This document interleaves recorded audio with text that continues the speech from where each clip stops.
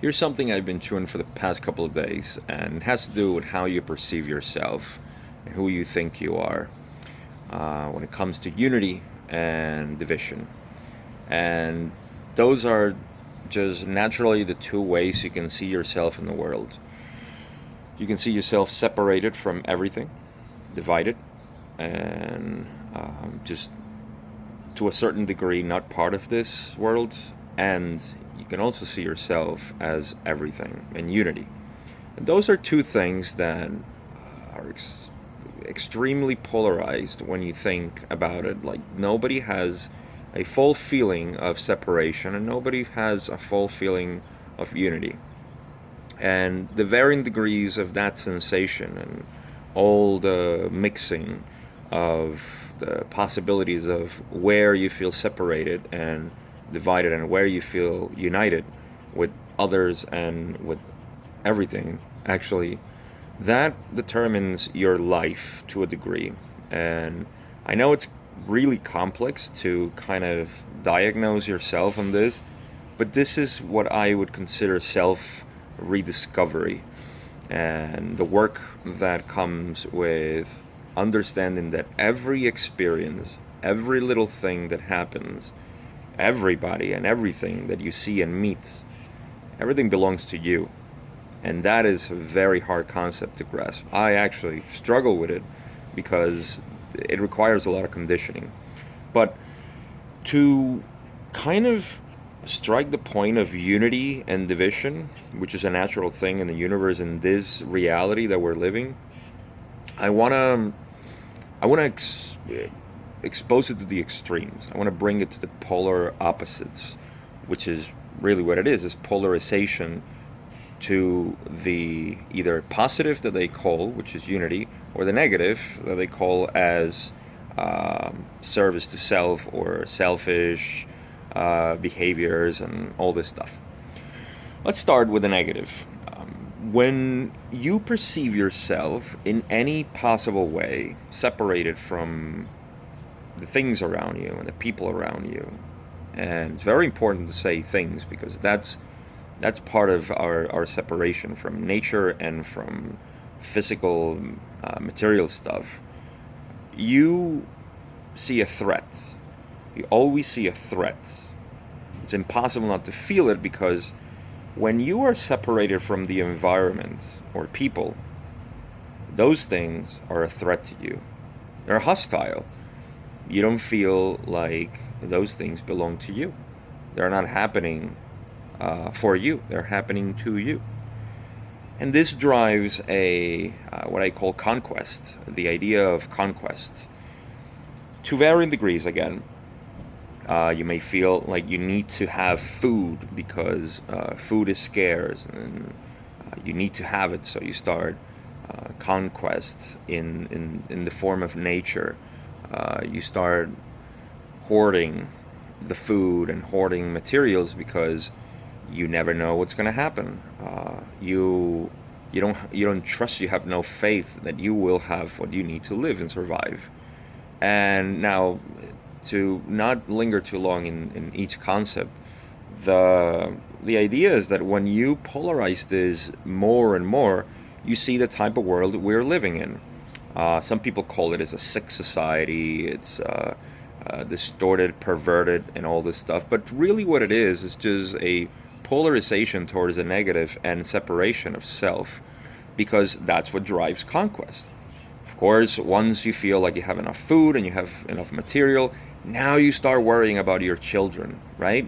Because your children need to have a special gift from you, which is the inheritance of all the things that you had, the house, the money that you put in the bank, the material stuff, everything, all those things dear to you that you work so hard to get.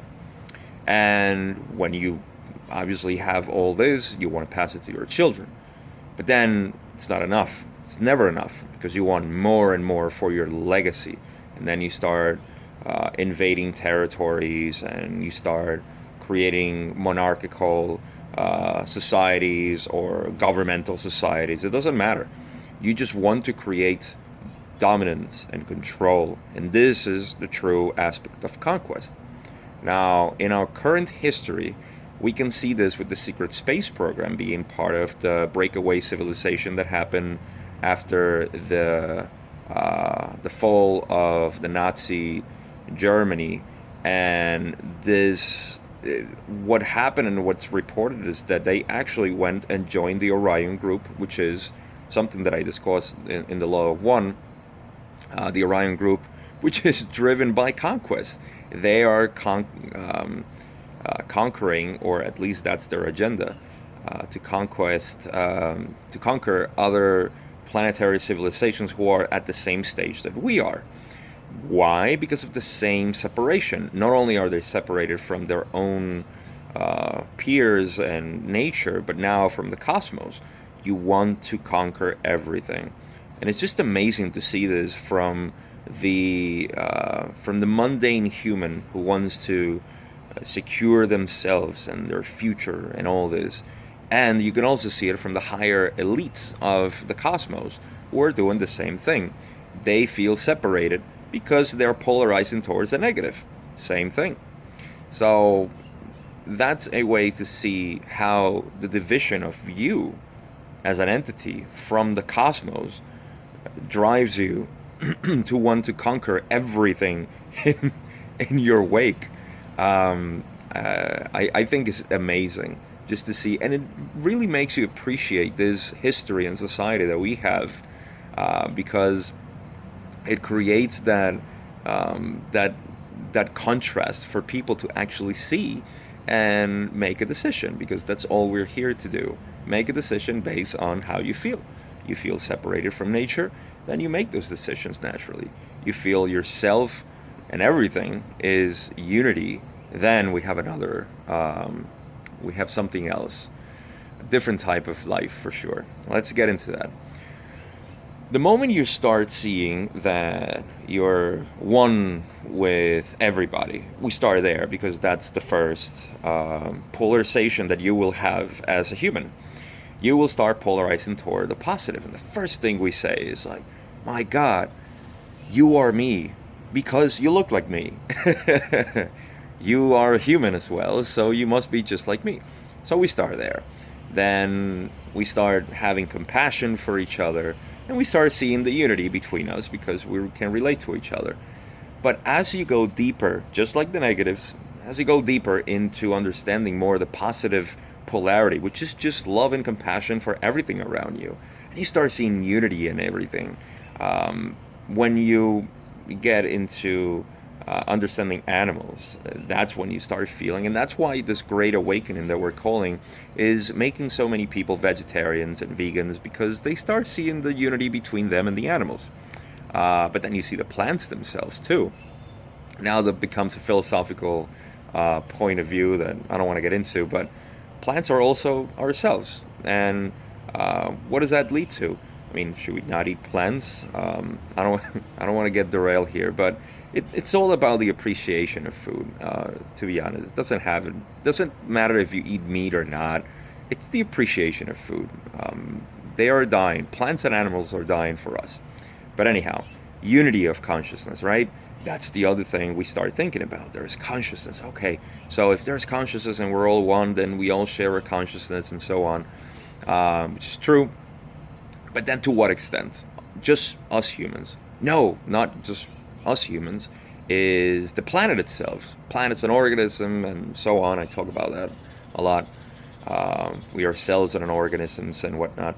So, okay, so now we have the planet. We need to polarize towards the planet, help it. We're in this process of, which is good. I'm just going through the intensification of the polarization towards the positive. And now we see ourselves as one with the planet. But the other planets are not us. That makes no sense, right? Well, think again. When you start digging even more into the physics, if you are like me, or if you just think about matter in the sense of the universe and the consciousness of the universe and how everything is a living organism in itself, the universe itself, it's a living organism, but spoiler alert there. Then you start getting into the idea that you are everything. And there's a beautiful just example that Alan Watts said that if the Big Bang, for us who like science and physics and whatnot, if the Big Bang was a real thing, then everything came from one little infinitesimal point, and it started expanding, and it just randomly got into this, right? Even if we assume that, we are all the Big Bang. Everything that was there, it's us. It's just expanding. We are an expansion of the Big Bang. We are the same thing. But just to leave you with a little bit more physics that makes sense when it comes to unity, we're talking about the fact that everything is driven by a force that we cannot measure.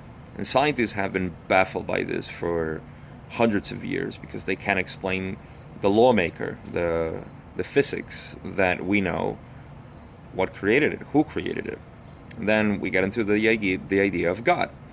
Well, God, question is God separate? Here's the kicker. God in many of our cultures seems to be a separate creature.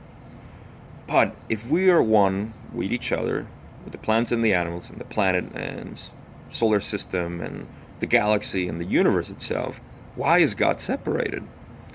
And that's what drives the difference between Western religions, or at least Christianity and the Catholic Church and so on, with Hinduism and many of the cultures that know that the God is within, because we are all the same God.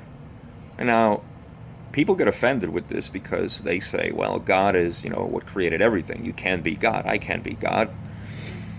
Well, that is because we have the Creator in our mind being separated and being almighty and all powerful and so on. But if you acknowledge that a leaf is God, that the sun is God, that the dirt is God, and everything is just God, then you realize that it's just a simple force that is acting upon this reality, making matter dance in different waves, because that's all it is. There is no matter. There's just energy, waves, patterns of movement, vibrations. That's exactly what it is. And God is all within us because it is just really the force that is driving the universe. And it really is the consciousness too.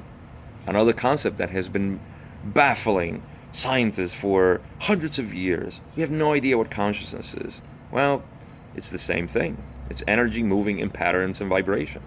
And we are seeing an evolution of that right now, which is amazing. But this video is just to talk about the sensation of unity or of division, which is totally fine. People get upset, when we talk about the idea of the negatives being part of us too. They are us too. They're just little puppies, and no offense to them, but they're just lost puppies that have no idea of the unity within us. And I'll leave you with this: it doesn't matter how you polarize in this reality and the next ones, because in the end, and this is something that Ra explains in the Law of One, once we all get to one of the highest levels of density in consciousness, which is six density consciousness, where our higher self actually resides, then there is no polarization. Negatives and positive, they all come together, and then we move into the gateway to intelligent infinity, which is the unity with the Creator itself. So, long video, just wanted to talk about those two polarities, and how when we feel internally that we're separated from something, we will be driven by conquest of whatever kind. And when, on the other hand, we battle it with a positive polarization, then we create what is a unity of consciousness. So chew on that as well. And if you have any comments or questions, always leave them. I love talking about this stuff. Thank you if you listen all this 14 minutes or so of video. I love you and I appreciate you, because you are me and me are you.